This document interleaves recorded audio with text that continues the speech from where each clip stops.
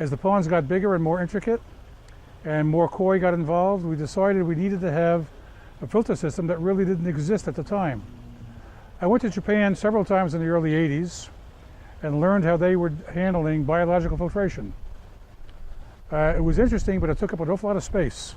The original filters, believe it or not, were 1.5 times the size of the pond.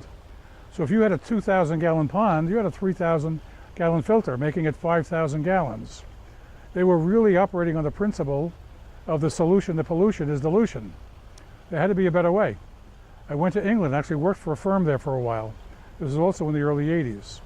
And I saw what they were doing. They didn't know as much about koi, but they knew a lot more about filtration.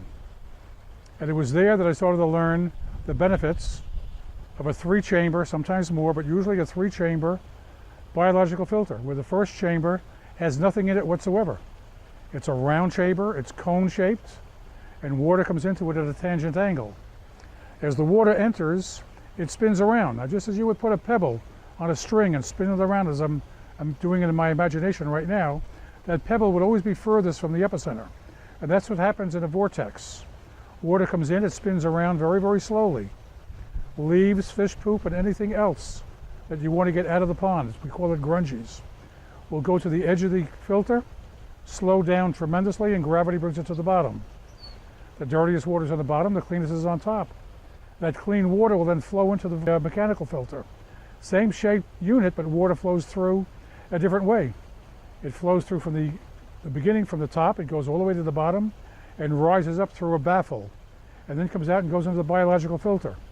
The vortex, we know this from having testing done at universities, the first container will actually eliminate 97.5% of all detritus that we want to get out of the pond. What's left is very, very little. The mechanical filter will then remove the remaining 2.5%. At that point, we remove material down to between 16 and 20 microns. So you know how small that is. A human hair is approximately 100 microns in thickness. So we remove things approximately 1/5 the thickness of a hair. Now all that's left is what we call toxic water. It's pond water and toxic because it has ammonia or nitrites in it.